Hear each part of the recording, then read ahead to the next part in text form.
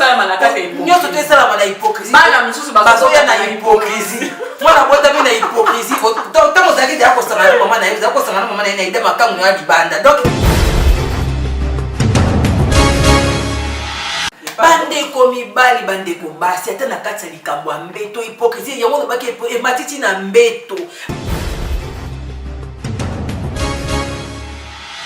Bonjour chers téléspectateurs, bonjour, nous sommes bien connectés sur Walling News TV avec notre émission Toloba Bosolo avec notre caméraman derrière la caméra, Falins. Nous sommes bel et bien à vous pour notre émission de la fois dernière. On a parlé sur l'hypocrisie, comme on est en train de parler sur ce thème de l'hypocrisie. Et aujourd'hui, on va essayer de parler sur l'hypocrisie, mais l'hypocrisie au sein de la famille. Nous sommes là au plateau, je ne suis pas seule. La dernière fois, j'étais avec Maman Pauline Italie comme invitée. Aujourd'hui, je suis avec Maman Pauline Italie et Maman Laura Manquezola qui sont à mes côtés, l'une et l'autre. Et moi, c'est votre humble servante, Maman Hortense, qui va vous présenter cette émission aujourd'hui. En tout cas, encore une fois, bonjour. De partout où vous nous suivez, très bien connectés sur Walling News TV. Nous sommes là avec vous, Maman Pauline Italie. Bonjour. Bonjour, Maman Hortense. Bonjour à tous, chers téléspectateurs. Bonjour, Maman Laura Manquezola. Bonjour, Maman Hortense. Bonjour à tout le monde. Merci. Aujourd'hui, nous sommes là, Maman Laura Manquezola, Maman Pauline Italie. On va essayer de parler sur l'hypocrisie dans la famille. Toyebi biso nyonso tout ozaba africain, to botami na kati ya mabota na mabota na biso en tout cas tozalaka na bana ya ba papa na bana ya ba maman surtout. Bandeko na monaka mingi ki ndeko oyo ezalaka vraiment mingi attaché ezalaka ya bana ba papa, ya bana ba maman. Parce que ya bana ya ba papa, quand même dans la bouche, on sait dire que wana zandeko na biso wana zabwe na biso wana zabwe na biso mais na bana ya ba papa ezalaka na moi Maman Pauline Italie na ebite soki nazoloba makambo ya lokuta ya solo Maman Laura Manque ezalaka na makambo boye mona wana mwana papa na biso mais ya mwana ya mama ezalaka mwa moke trop cher yango lelo tozolobela hypocrisie oyo erenyaka na kati ya ba famille na biso parce que tomoni makambo ebele vraiment ezala basé sur l'hypocrisie.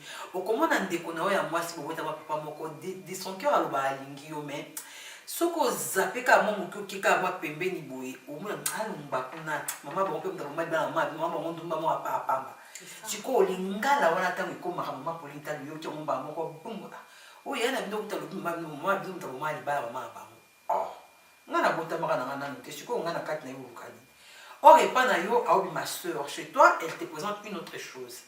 Mais makambo oyo azobimisa na monoko na ye ezobima pe makambo susu yango de makambo toyeto solo la penza lelo parce que on a eu à koyoka un peu makambo ba yebisaka biso alobi na yo ngai libala ngai kufipo ya na ngai moko muta bomi libala na ngai ya na nga mwana ya papa na nga bomi libala na nga pona jalousie siko total to donc c'est de l'hypocrisie et pas ya leki na ya moi ça zo la sai ki alingi mais comment yo ya leki ori ko kende ko pa ya mobile leki ne sai pona ni olinga e pona mobile mwana nga liboso te ba ka âge moko ah bon donc ya moto e ko concrète obini ni l'hypocrisie eza partout yango lelo tozolobela hypocrisie dans la famille na kati ya mabota photo salaka très attention tant toza kokola tant toza kovanda na bana tant toza kokabola o biso tobengaka na kinto yebi yango te na Afrique toyebaka bakombo wana te wana bakombo mingi eza na poto ya Maman Pauline Italie ezalaka ba demi-sœur oh c'est pas vraiment mon frère aza peut-être ndeko na ngai te mais c'est mon demi-frère ma demi-sœur oh biso na Kinshasa biso na Brazza biso na Congo na Angola tokoli kaka na ndeko nous-même les cousins bakombo ba cousin eko koma grave kaka na poto na Afrique tobika ki ya mwana papa kulutu ya mwana mama kulutu pona mama leki mais ici en Europe on a appris beaucoup de noms eko kota yango muteko merci makambo ebele yango lelo toza kosola biso na bino sur l'hypocrisie.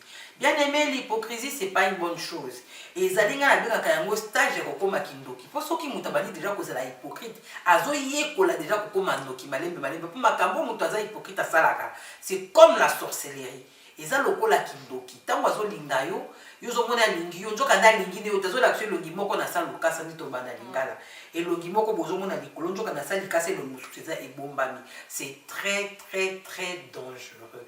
Alors maman Laura Manquezola, qu'est-ce que toi tu peux nous dire par rapport à l'hypocrisie? Mais quand on explique l'hypocrisie na kati ya famille, tout ça la ndenge ni poto s'en débarrasser. Maloba mboka yo maman. Merci maman Hortense. Na pamboli nzambe nengo bengisi biso na plateau na yo to lo solo. Ezali évidenté eza na makasi ya mutute poto ya to ba nakoloba makambo oyo. Eza ba makambo ko esimbaka vraiment ba famille et toucha ba famille ebele. Et panza pe ba famille ebele.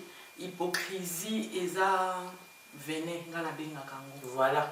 Ezali venin parce que hypocrisie eza eloko moko et yaka malembe pour et atteindre but nango.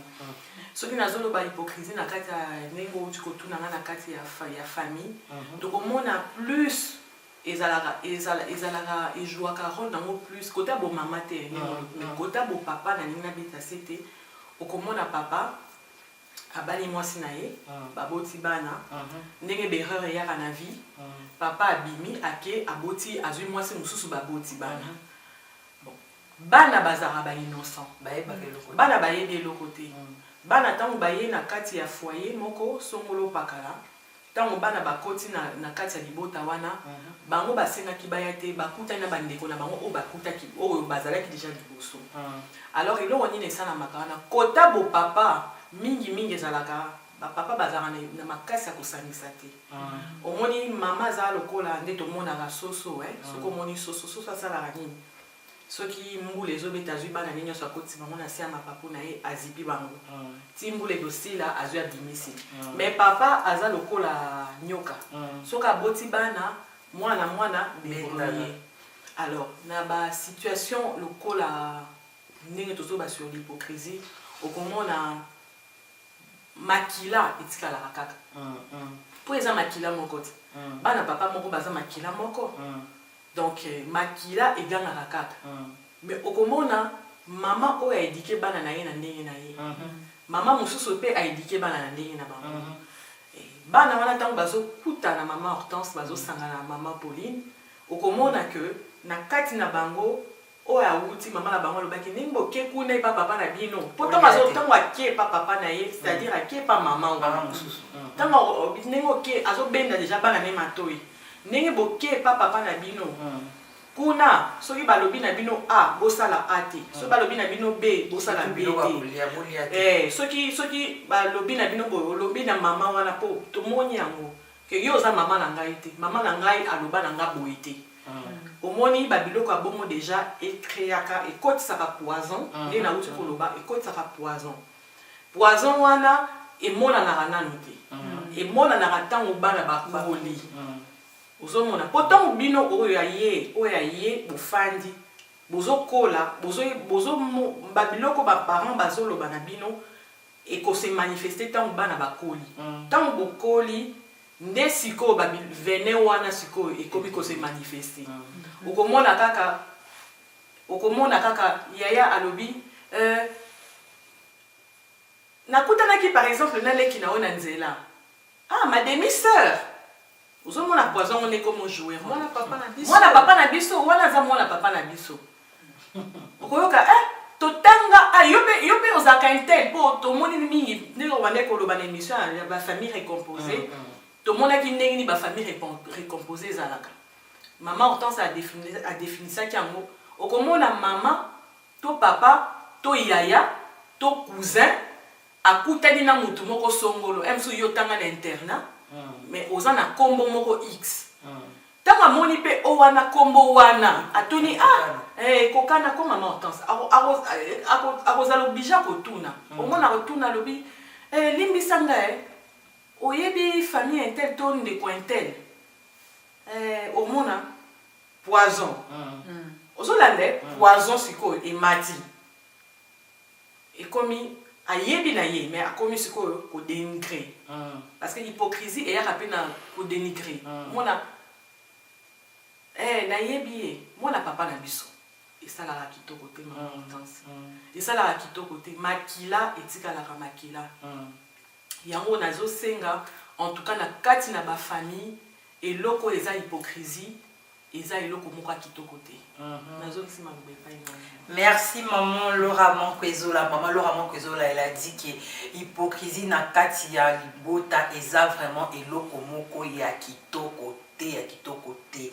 Parce que toyebi ke ba maman musu bazalaka abokoli mwana ya ndeko na ye na kati ya ndako. Ta mwana wana akoli akomi na âge akobala azui fiancé azoya na ndako.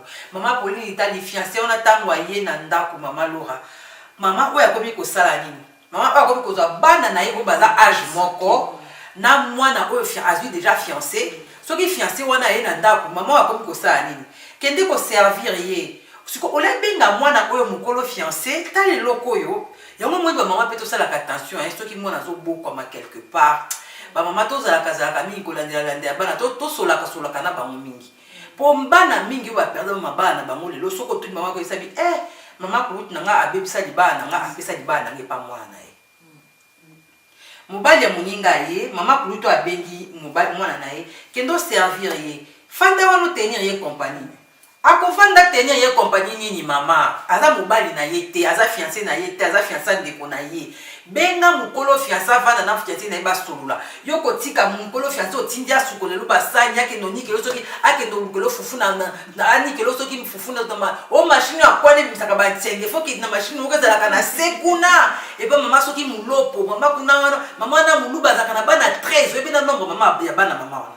O mama na zana bana 13 abota ka ba mbali bo zakana se machine na bisaka fufu ba tsengete. Ke depuno ni ke la fufu me mobali na ye. Siko hypocrisie na yo etindi yo nini o débarrasser na mwana wana okende na ye na mutema nozolo ba nini. Mwana nanga mona na bali te ko mai mwana nga nazo bokola abala. Na kati na biso ba congolais makambo ofesila. Omoni biso toloba makambo po na communauté na biso congolaise parce que communauté na biso eza na makambo nango. Mwana ya ndeko na bokami na ndako. Mwana ndeko na koli na ndako. Mwana ndeko na zimo bali me mama sepela. Sepela ke bozo bali sa mwana po batamba ko bala ba ko pesa mbongo na ndako na yo. Yo muto ko bénéficier, yo muto ko zwa esengo. Mama ne kuté mususu azana epe na Afrique. Yo zana ina poto. Siko tambu yo sali loko abongo. Ulibala mwana wana ti mobali no mona be bali loko bazaka na bango ndenge bakomi kozape bakomi kosa yazaka ndoki yebiti batinde ana poto na Afrique azalaka ndoki abongo mama na bango ali fiancé ya mwana muninga. Ah mibali belé. Oh yo komi. Yo komi. Azaka oyo kuto yebite yo ntango zo ya awa na ndeko ye awe okuti mbali musuna kwena te. Ba tema kana mbali musuna kwena bazako sula. Mais ye ko yeba makambo ate moi c'est ça kana mibali bila va bala pour moi si toka za moseka ata na tu mobali te mosekela kiti moi si kwa za na mobali te oya okolinga mais tango azui moko aina ina kati ndako yo mama longola nanu ba bitema mabe ya hypocrisie mutema ndoki umene kati église diaconesse munene soko simbi bibla wa mama yo ibanda Genèse na Apocalypse donc tikali okako créer na ba verset siko ba kisana po yebo tellement mingi mais na kati ya mutema no mama hypocrisie munene mama Pauline Itali na kati ya makambo ya mabala ya bandeko na biso ndenge ezokufa yebisa biso na musiko yo batu basala kaneti nini po omoni batu bakomi na suka ndeti nga pesa soyande komso abina mama omoni nga pande na zabweko na linga lisusu batu pembeni na ngai te po na vivre makambo mabe ebele na vivre makambo asoni ebele libala nange kufi ko muto libala neti kufi po na makambo ya hypocrisie ya famille hypocrisie bomele libala bakoseli makambo wa ebini mutu ni makono ebomele libala mwana mwasa bato azolela mutu moïse ko mama asala neti bon. Neti pour ma part alors loba omoni ndenge mama Laura uto loba hypocrisie za likambo pe biso moko to liyebaka to za pe ba conscient parce que l'hypocrisie en fait c'est quoi c'est que ozana likambo moko boye o laksaka boye libanda te ozana mona ndinga kati kati wana ekoza la blessure moko intérieure ekoza la déception moko boye ekoza la rancune moko boye donc et sengeli biso moko batu auto vivre tant sous na ba famille récomposée etc. Tout ça, la pas analyse à ma famille na biso. On est né dans une famille. Toko boya jamais famille, toko régner famille té. Mais faut tout ça la mutu na mutu avec intelligence et sagesse. Nini comment dire rétrospective à famille na biso. Net n'a pas cet exemple, net exemple. Netinga. Soki na miyebi que naza mwana oyo na bima na relation moko adultère il y a papa nanga.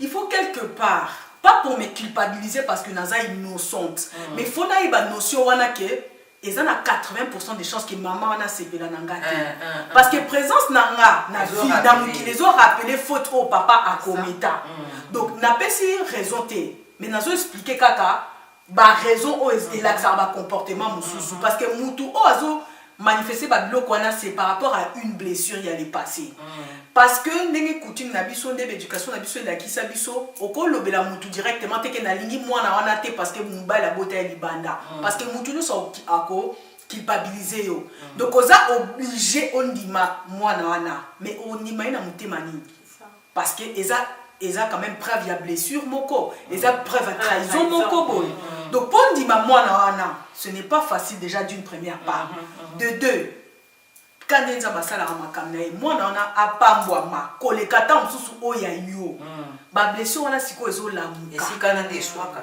ozo comprendre donc yo moko en tant que mutu na position ozaleli na kati ya famille na yo soko yebi que place moko boeza na makambo ko réveiller ba blessure moko boy il faut faire très attention bien sûr neti ozui ka exemple à libala je suis une jeune fille na zui fiancée mais na procédure oyo représenter fiancée nanga nebi ndeni non sale lango de 1 ce qui n'a pas été maman wana azar na ba comportement mon boy avant peut-être relaxer sa maman donc il n'est pas papa dans la biologie peut-être ou bien pas tata moi si nanga autre chose il m'a pas lié moko il faut les prévenir parce que famille na famille ezar na makanga il faut ko yebisa mutu wana ke omoni biso na famille na biso il y a tel comportement qui se passe ngane naza boy naza boy alors des fois parce qu'il y a des choses où comme on dit hein ce n'est pas que motorier bisa o boyemba à mon côté mais yo moko katina au santa kango peut-être maman wana atika koloba no te ke linga côté tant sous super ça la rane pe fort ya ko linga yo mais na mablo moi mike au sentir que ah ma beza voilà on a bien que se comportement ne monter na yo donc ça c'est une forme d'hypocrisie parce que hypocrisie ça kana ba frère ya mabe ba bete les appelle na blo mo ya mike OK mutako vivre na ngopé mais il faut qu'à commis ba donc en fait pour moi ezalaka na famille quand est au vanaka en général il faut toyeba kaka identifier sa famille de quel genre de famille j'appartiens et koyeba kaka koza ba précaution parce que famille ba ki makamote ba boya ngote on apprend juste à vivre avec et puis kozunaka ba stratégie mo boye pour que ton avenir soit meilleur. Merci. Le makambo hypocrisie o eza somo. Makambo hypocrisie eza somo pourquoi parce que hypocrisie est bon makakoleka na poison. Moni poison basala babenga ngo caviar. Et vous avez mis pas bato akivu kuna bato akivu basala ngo. Poison na basala ngo nani basala ngo bazwaka estomac ya ngando bazwi milangi baniki basangisi bazwaka biso ba biloko mso mike ba matiti musuwa mike bato ba basala ngo ba evite basala ngo bakotiela mutu ameli e boyo reta e umisaka mutu te mutu akieyo benga ngo caviar tant bazo ba caviar wana yo mutu kasi ba yo caviar ko lia nzoka te bazo ya ko soka yo caviar hypocrisie eza eloko moko ndenge wana tozo boya hypocrisie na kati ya foyer na biso pona nini pourquoi le tozo telemela hypocrisie po to moni ke ba foyer belé baby ba famille belé baby ba église belé pe baby ba makambo belé baby na vie ezaka bita hypocrisie ezaka ka basé na hypocrisie mutu avandaka na mobali moko na ndako malinga mbali msute bolingo esila kala bandaka ya kangaka mobali na likambo moko boye songolo mobali ayebika ke mwasi na nga limbisa ngai mama poli nzoka nde mama Laura libala wana ezovivre nango kaka na nzambe aotala bango nzambe azokela mobali mawami mwana oyo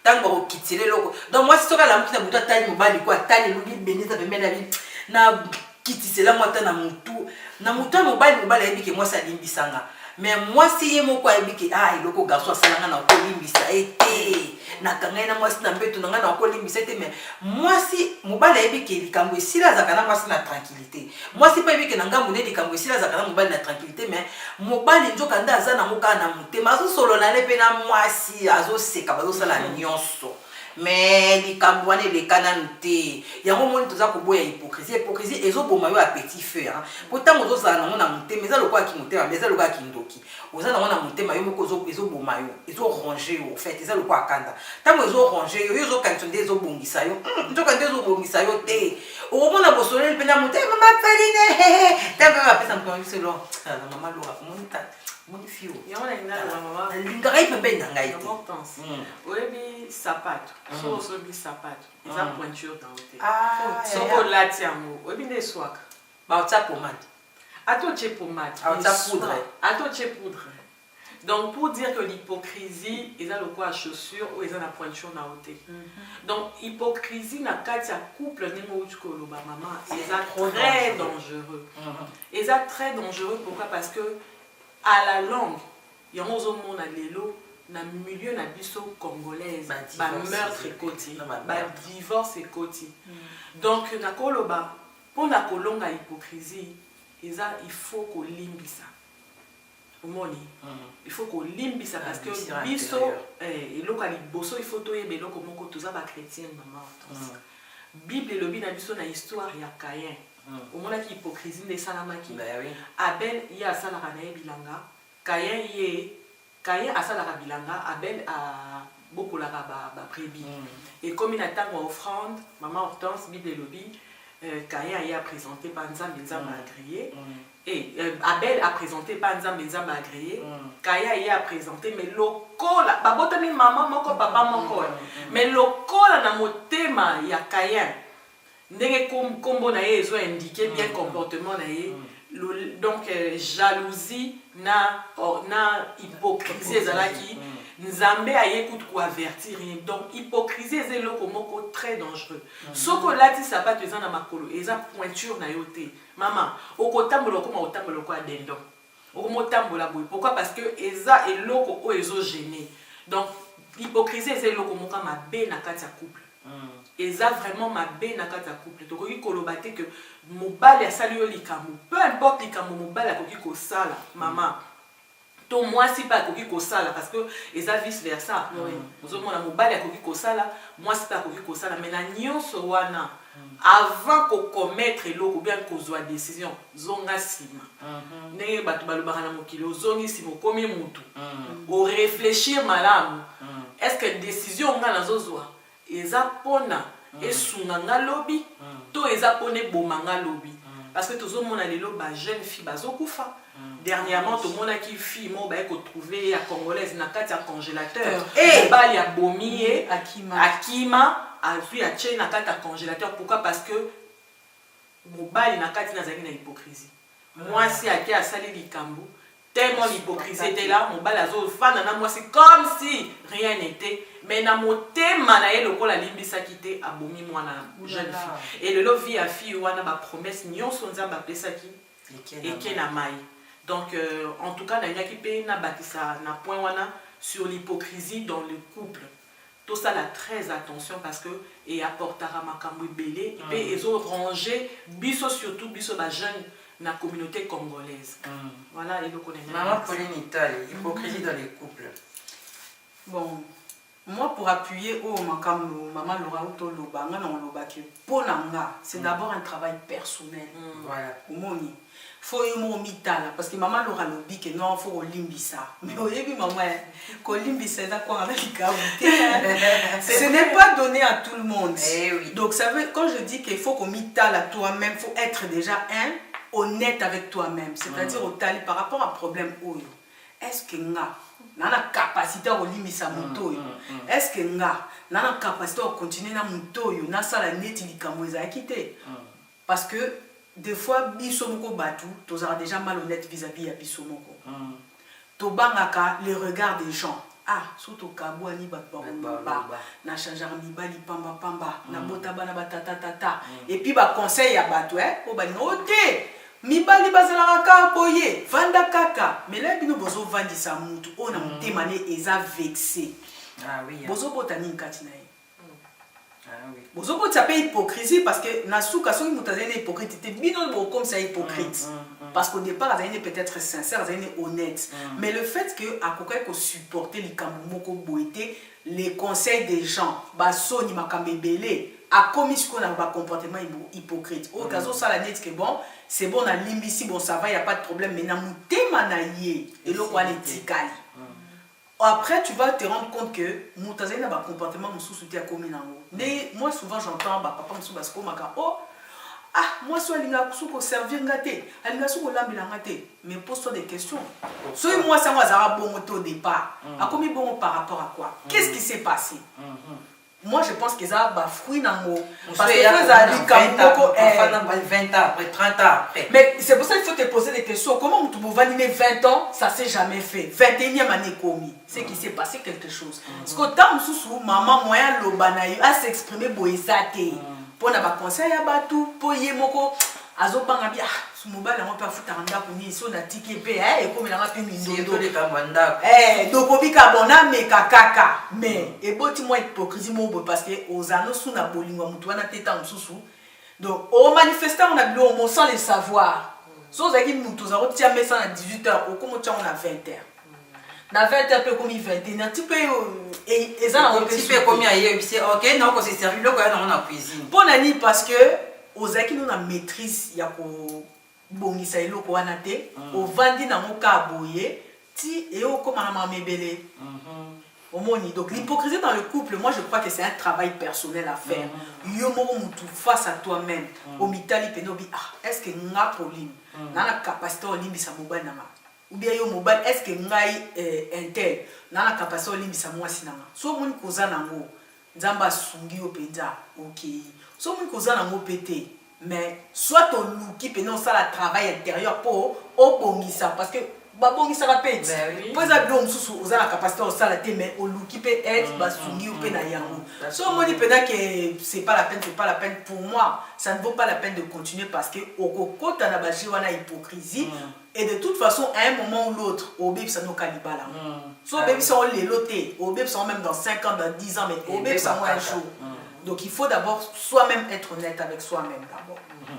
Hypocrisie dans ma bébé aimé l'hypocrisie est commis na solo la lande comme ka mobala bien hypocrisie moi ça me mango tina mbeto. Tina mbeto na bango libala moi ça me ma hypocrisie. Abi maman autant c'est ça nga penda maman autant slim disanga mais moi penda ko sangana moi si donc a commis na ba orgasme na été ma coche penda ka commis ka po kitana njoto na yo longwa ya lala. Parce qu'elle doit supporter au lui parce que au salaire tellement infidélité moi c'est tellement à cautionner en côté et comme c'est hypocrite a comme il faut vivre na yo en ayant dégoût moko boye mais moi à manifester en côté boye a comme il faut manifester en na balokuta donc hypocrisie botisie lokuta a comme a osangana na yo mais a comme na orgasme n'était mais à celle à caution penda comme on dit penda que ah muto na monyo da ah ça va mais nzoka dit rien.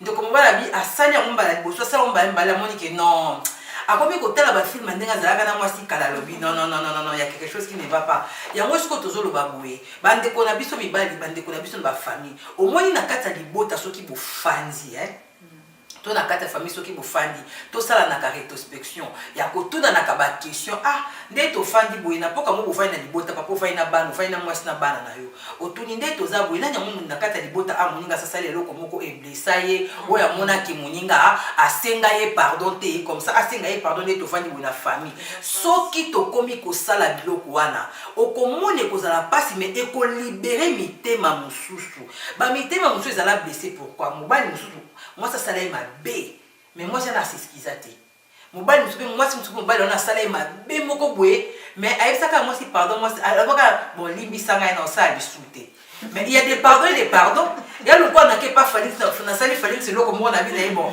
limbi sanga c'est bon on va dire bisouté mais na bandeli kaka mais façon bien ko senga la pardon au moins il y a une façon de dire aussi des choses na ko ya pona s'excuser pas mon et c'est oh excuse-moi naïba na sina gagner moi smoka mondele na train à tout temps azo banga je suis désolé au seka ah na katani mais le coup ba mate désolé au seka donc c'est comme si tu te moques de moi désolé ba lo bango na ko seka quand on dit désolé on sent que tu as désolé aza comme na kobi kitsa ah je suis désolé excuse-moi désolé Mais non, aujourd'hui, donc tu n'as pas envie de me demander pardon.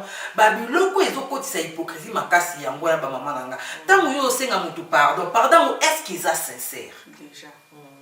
Est-ce que tango taza ko s'excuser pour alongola nanu va nani po ya hypocrisie comme na mutema moninga, est-ce que mutango azo senga pardon ngo sincère?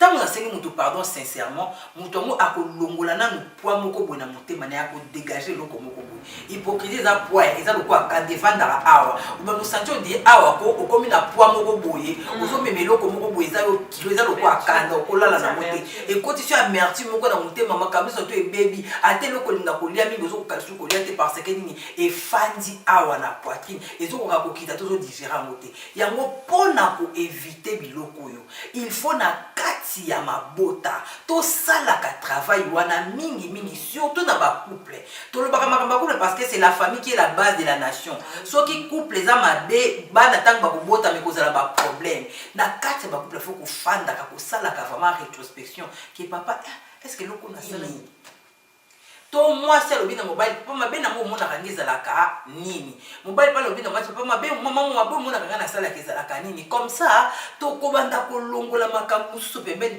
entre place na biso okomona to kotika la na kimia soki to yeba na kate mabe na yebete ma po na sala ko mieux s'appelle ça côté to mama lo na sala ka mieux s'appelle ça côté so na sala ya motesiko na zo fika na ba to tambo za ko ba avec bo tambola kaka bo kende ka bo ko na libulu au moins en tout cas des choses ba kilo ko moko na mutu blessa ye o senga ye pardon te o s'excuser te amona ka bonga bika alekisa ka bonga ibonf et comme ka so zana yebo ndeni bien so on go ke ni na so na téléphone c'est bon na obengo na selo ko moko boy parce que nini a senta déjà que vous allez hypocrite à son égard a senta déjà que loko moko boy mabe zo tambola te yango no monya koma ko se relâcher komi benda mukie pona nini ami longola pembeni na yo pusa na misusu te mama Pauline mama Laura boye bisa biso na nosikoyo pona komeka kolongola no babiloko o musunete ba mabota boye bano babota makama mebele na papa obazala kabiso papa moto zaki na bani bele misuku ta yeba kata mama ba mote mususu mama na bango batunye mwana musuba yele mwana musu ya sikalobi yo mama na anda kutana kane na libongo mama na muta bokela kanga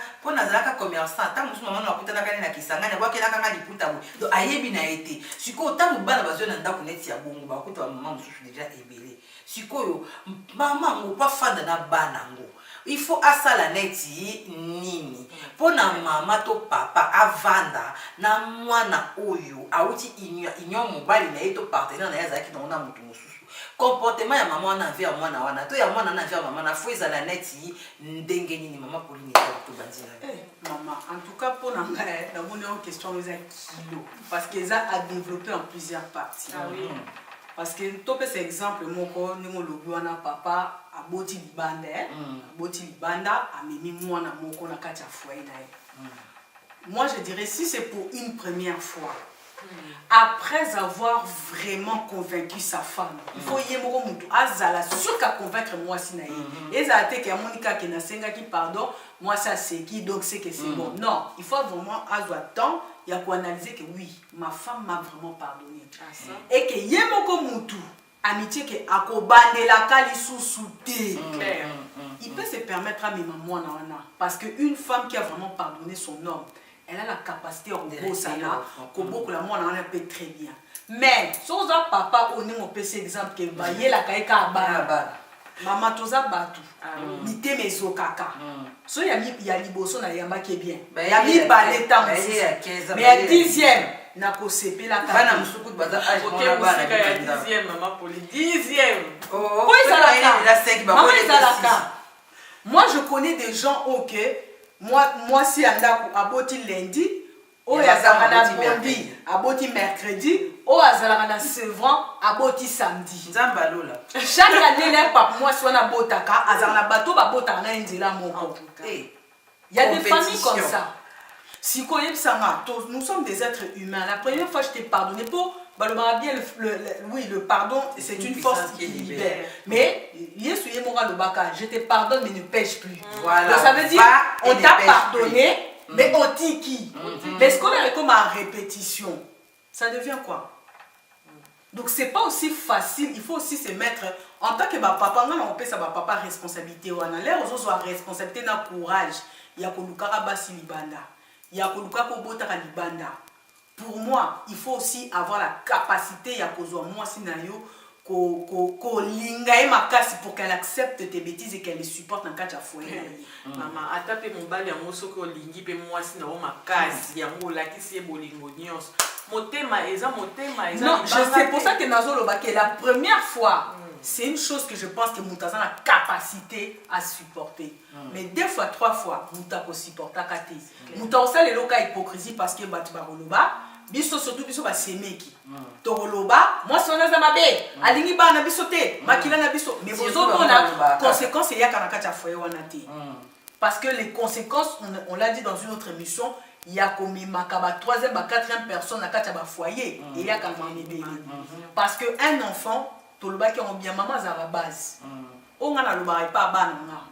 Ce n'est pas pareil où yo le barré pas ban. Ce n'est pas pareil où le barré pas ban. Nga suna zui bana maman lora na kati ndako nga malgré que tu as biso na kibomba daté. Ba oyé la masusu makam susu que ate biso maman linga boité biso maman linga boyé. Ozomona. C'est éducation que c'est ni ndako na ndako za na ordre nango et za en éducation nango. Et il faut savoir respecter l'éducation qui est donnée dans la maison de la maman en question. Si vous avez et une maman, une femme, moi je suis une maman, je suis une responsable. Je n'accepterai jamais qu'un enfant, Azala, n'est une auteur, il y a, comment dire, pas de trouble, mais il y a autorité moko différente dans le foyer. Parce que moi, il faut tout changer peut-être régime alimentaire. Pour tout l'accès que tu et pas dans en tant qu'une femme, en tant qu'une maman, en tant qu'une responsable. Donc c'est pour ça que je dis que ces choses-là, c'est un peu délicat. Il faut faire l'effort effectivement parce que une erreur qui arrive dans la vie, on peut l'accepter. On peut prendre sur soi et puis c'est surpasser. Au moins, il peut accepter les kambango, ok, on peut continuer, on peut musique. Mais les kambango, c'est répété. En tout cas, il faut zapper honnête. Il faut pas papa on a payé, bas zapper mité ma malade. Il y a pour garder la bande parce que ce n'est pas facile ou ce n'est pas aussi gentil. Il y a qu'on forcer maman on a andi ma bêtise na yoana. Parce que quelque part, bana baza ba innocent oui. Mais c'est une bêtise. Le fait qu'il y a plusieurs femmes, c'est une bêtise. Parce que aux autres déstabiliser foyer na yo, aux autres déstabiliser banana yo. Parce que tout à l'heure, on a dit qu'il y a foyer, ils ont base. On a posé question et puis tu ouvrir des banana yango, peut-être au sein on peut émission sous. C'est sur la transmission. Là, ma comment les canaba foyer na biso biso en tant que parler tout ça là. Qu'est-ce qu'on transmet à nos enfants? Éducation ni to pe sabango exemple ni au pe sabango toi un papa oza na basi belo bota rabani belé par-ci par-là là on comme na ba jeune garçon ba comme na en âge est-ce que tu auras aussi la capacité de vendre ça moi on peut ses conseils parce que mon papa qu'est-ce que on aura la capacité de transmettre à nos enfants or futur na biso ezana ezabana donc voilà c'est un peu ça. Merci maman Pauline pour na ndenge au pesibiso vraiment éclaircissement na yo maman Laura Mampezola tozo ntupe na ngambu na yo maman ebisa biso na ngambu na yo okosala nini eza pasi pe mawa parce que ndenge maman Pauline a oti koloba awa tozo yoka plateau na biso ndenge ezo nana donc nzungu eza na moto ezotoka donc eza ba sujet mo très délicat et Seigneur Tolobango vraiment dit Tozoloba Awa avec beaucoup de sagesse parce que ésoter en masse.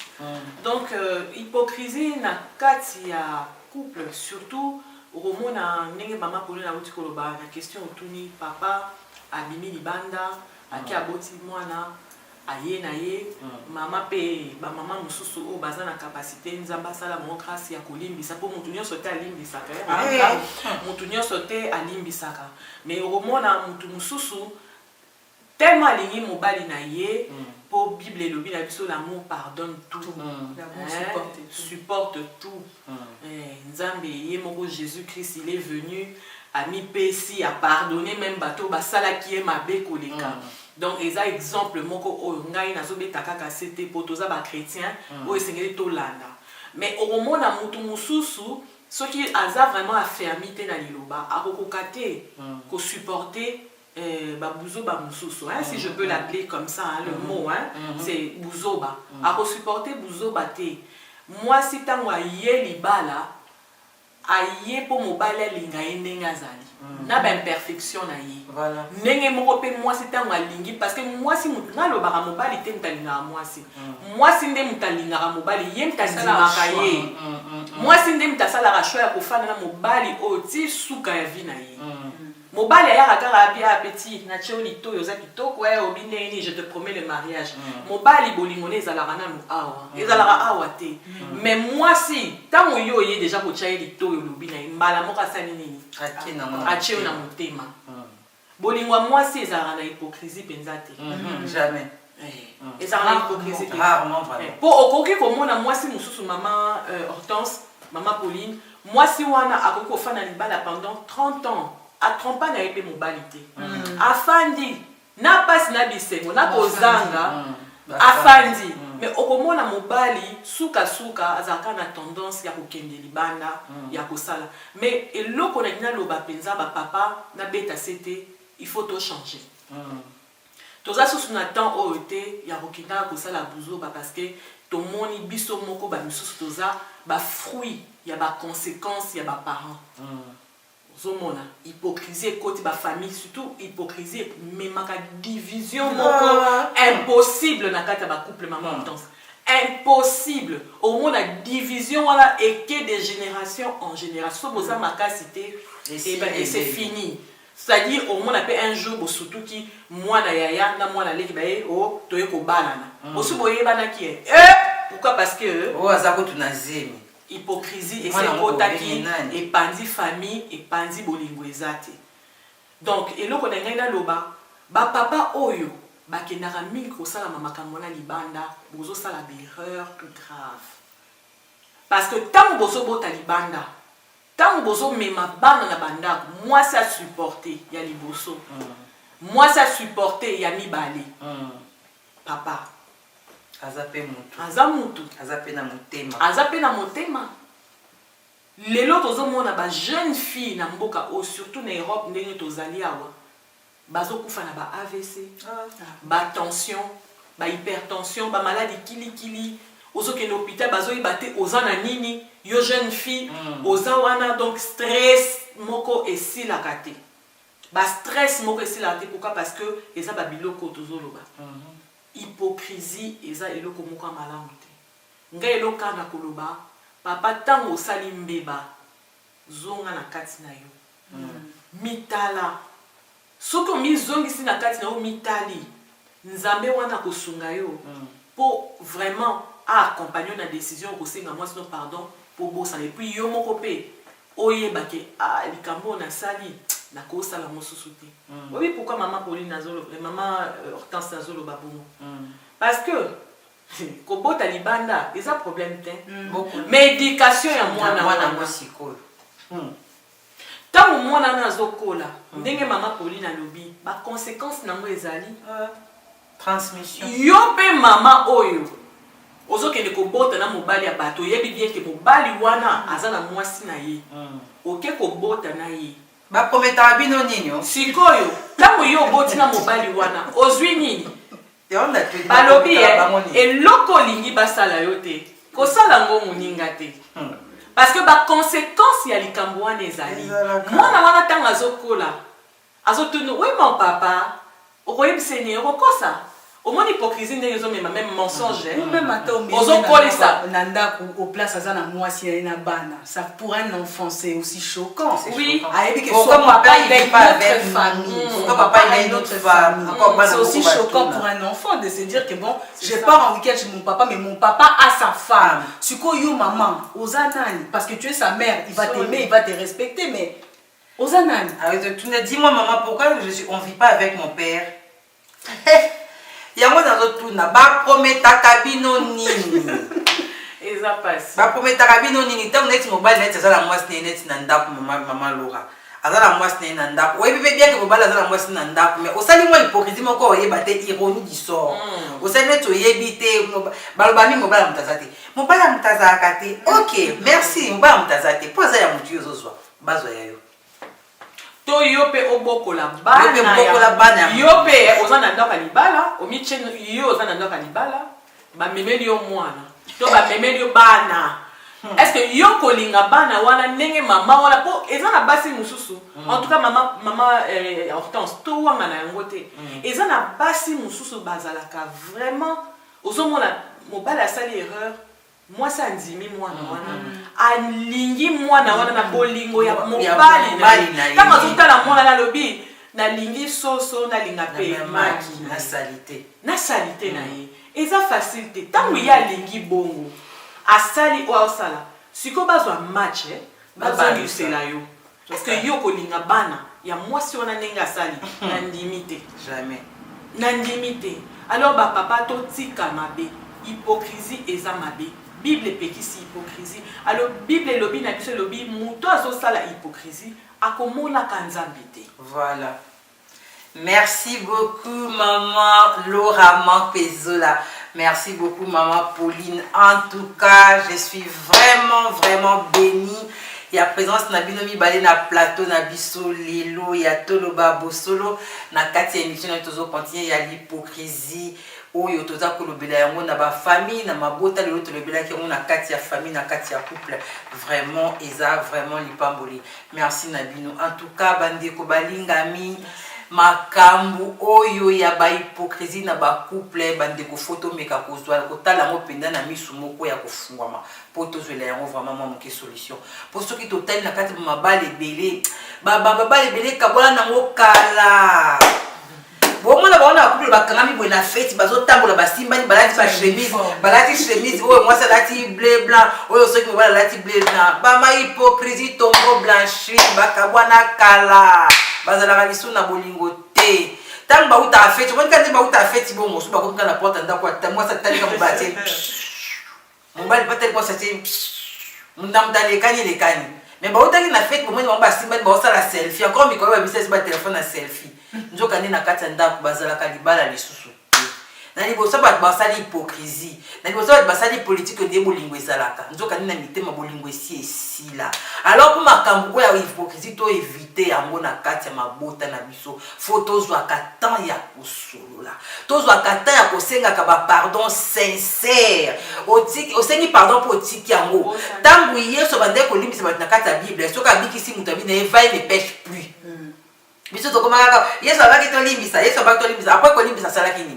Quand la femme qui avait le coulement de sang aussi bilamba Yesu abaki na va ta foi ta guéri. Et dans le Yesu alobaki na va et ne pêche plus. Pour ce qu'on péché quand na yo kozonga lisusu plus grave que ça bito ko komela yo. Yango moni lo biso ba na bakata bandako na biso to lukana no moyen. To sala ka va et ne pêche plus. Obota ki mwana moko libanda va et ne pêche plus. To zuye to tie na ndako mais toi va et ne pêche plus. Soko mwana mwasi mususu zipa pe na no misu. Ezala ka no pe ka ndenge moko boya lo bisamba ka mususu wa bandeko.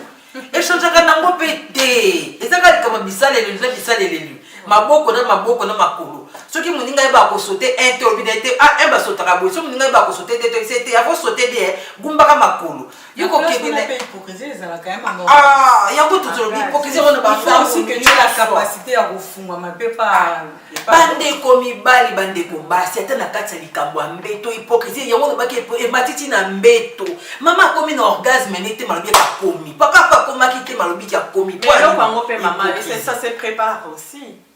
Ça se prépare aussi, maman Hortense. Yo koki koya te papa oye kaka lokola mbwa. Non. Moi ça zali fleur. Moi ça zali eloko azali être moko alinara tendresse. Moi c'est pour zoyer maman Hortense ça nango mille chemins te maloba. Tant mon bengi chéri, boni, osa bien. Journée l'équipe bien. Déjà la mouton moi ça yebi que oso considérer. Tant goya papa, faites que ça la maman là. Business. Ah oui, business c'est ça la maman. Ngana benga ngo business maman. Business c'est ça la maman là. Pourquoi? Parce que yo tchenga na tche. Allez. Voilà to démarrer. Grand frère moka banda ko loba maman Pauline. Abanda ko loba bia lingara ne ba prostituer na c'est point de linga ba prostituer bile ki nanga bango ba yaka na marchandise ngana na mbongo to sala troc. Toza tranquille so to ebi ke telo ke sangi zaka ka marchandise zaka ka mbongo moko mo sangi biso so bale. Maman Hortense même Bible le bien mot Dieu a tant aimé le monde il a donné. Apesini son fils. Bon si ko ngai mnazana nga awa naza ya yo. nafandi wana naza ya yo opeselanga mbongo balela ngai honora ngai naza ya yo mais siko problème na o nini papa ntango yo omoni ke naza na fleur na nga arrosé likambo arrosage nde arrosé oyelinga mwa fleur moko boye oyelinga mwa poème moko boye oyembelinga mwa nzembo obetinga mwa na lipeka opesinga mwa câlin papa feti business elekaki couple ezalaka esika oyo bato basepelaka couple eza kankokolo te comme loka bolingwami ya général na colonel na kachachi oyo kuna atomboli lokolo oyo kuna atelemi ya voisin de mon général oyo kuna ya baramoto kombo ya général eke ebangisi yo oyoka kuna kombo ba général ya mikolo bakombo bakombo Cédric comme biso te bakombo ya général Cédric kombo ya général ezalaka kobangisa so balobi yango pemba moko kobangi oyebike kuna so nasali mpe bakozwanga mindele oyo tolobaka mindele bapreparaka babolingo na bango biso mpe makambo sino bakuple lelo ezobe yapwani préparation eza te ozoprépare ta morale ya moninga teke na butu tokosangana na butu tokozala na séance moko na sincérité mpe eza te nyonso to esalama na hypocrisie bazoya na hypocrisie mwana botami na hypocrisie ntango ozalaki deya kosangana na mama na ye eza kosangana na mama na ye na ide makangu na yo ya libanda donc liku mwana na botami na hypocrisie ya se elongi ya makangu na yo ya libanda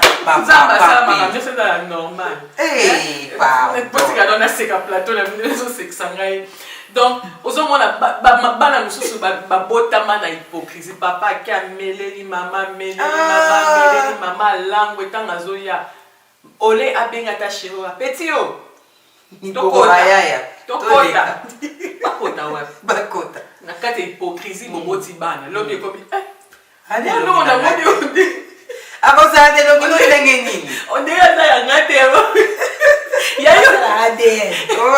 comme mikolo ADN ekomi na succès papa ozoya kosangana na mama ozozwa mama ozozwa mwasi na ndako na image ya makangu na libanda mwana na kobotama na elongi ya nani yango bandeko moni ambiance eza na plateau parce que l'hypocrisie awa ezoboma moto papa azokende na mama kaka na hypocrisie bana babotama kaka na hypocrisie bato yango balobanaka te na moi mais babotaka bana na butu quel niveau ya hypocrisie na moi basolaka te oso amoni kaminga te mokamoni wa te mais so baomona kaka kanda osutuka mwasi na komobwaka soi bango basolaka te baobota ndeni hypocrisie elandi bakotinda mabota hypocrisie elandi bango mpe komona bana na bakolaka kaka bafuya malamu te mpo aza fuya bolingo te aza fuya ya amour te ya passion te aza fuya ya iloko moko boye bon naosalaka ilo moko mpo nana mposa nasala yango boye yeba asalika mposa na mposa asala yango mais alingaki yango vraiment te yango moni mpo bamakambo oyo toboya yango na kati na biso en tout cas fo tosololaka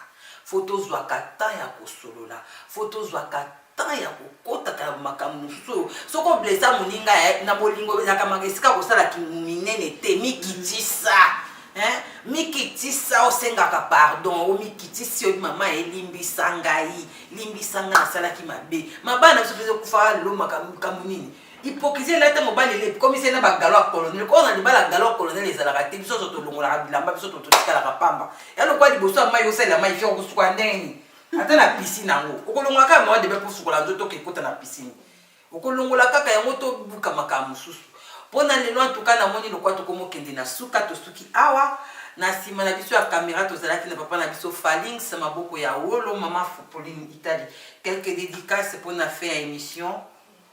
En tout cas, na pas mon nzambe pour na temps oyo na pesi pe merci na ba onyo so balanda ki biso na ope balandi biso te prochainement ba Hollanda biso c'est un problème te.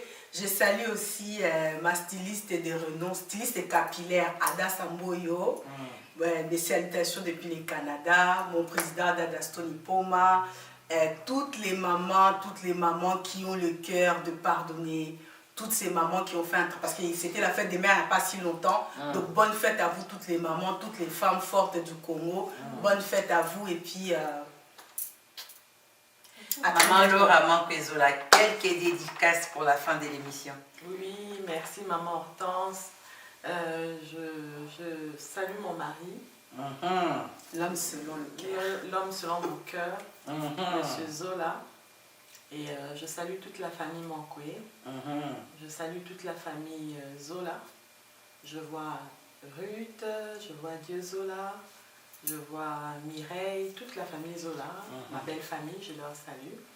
Et je fais un gros coucou à mes enfants. Je salue tous mes enfants. Il y a Hôpital Céleste et puis il y a ONG Cœur pour aider. Bazana Kinshasa, je salue le pasteur Nathalie, Otozo Travail Naël. Je salue Maman Kadi, notre partenaire. Et je salue tous les enfants de Dieu partout où vous vous trouvez. Que Dieu vous bénisse. Merci. Alors, merci beaucoup à vous. Moi aussi, de mon côté, je vais clôturer cette émission avec des salutations à toi, l'homme de Dieu, Malachi Massamba, avec Mimi Massamba, le prophète Moussakoli, à toi, pasteur Déborah Victor Barnabas. Mes salutations à toi aussi, à maman Adassa Mboyo, à papa Chikotoko. Motonabiso Oyalatisaka biso na plateau. À toi aussi, je te salue Arlette Foutou.